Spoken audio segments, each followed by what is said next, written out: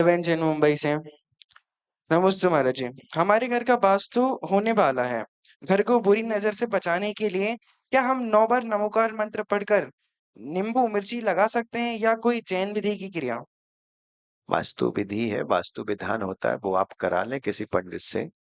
और अगर आपको उपलब्ध ना हो तो एक सबसे अच्छी विधि है कि आप तो बढ़िया भक्तांबर का पाठ करो, 64 रिद्धि या शांतिनाथ भगवान का कोई विधान करो और पूरे घर पे गंदोदक लाओ और नमोकार मंत्र चित्ताड़ी मंगलम पब्बत तक मम सर्व शांतिम कुरु कुरु मम रक्ष रक्ष सर्व कुरु कुरु बोलकर आप तो पूरे घर पे गंदोदक छिड़क दो। गंदोदक से ज्यादा नींबू मिर्ची से ताकत तो गंदोदक में है। और जब हमारे पास गंदोदक है तो नींबू मिर्ची के लिए क्या करो, नींबू मिर्ची भी लेके आओ। उस दिन जो मेहमान आए उनको बढ़िया नींबू मिर्ची का अचार खिलाओ, उनका भी भला हो और गंदोदक छिड़को, तुम्हारा भी भला हो। भक्तांबर का पाठ करो प्रति दिन।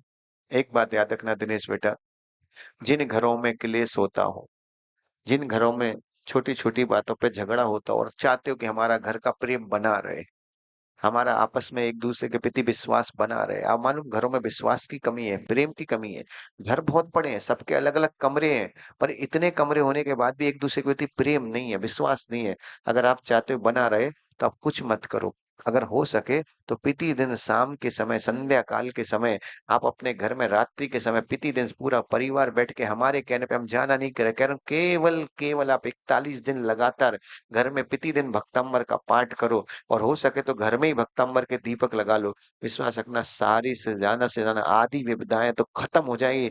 मन का मिटाओ भी, मन मिटाओ होता वो भी खत्म हो जाएगा और प्रेम बढ़ना शुरू हो जाएगा। क्योंकि जिस घर में भक्तंबर की बड़गड़ाएं, नमोकार की बड़गड़ाएं फैल जाती हैं, वहां से अशुभ बड़गड़ाएं नष्ट हो जाती हैं, प्रमाण है।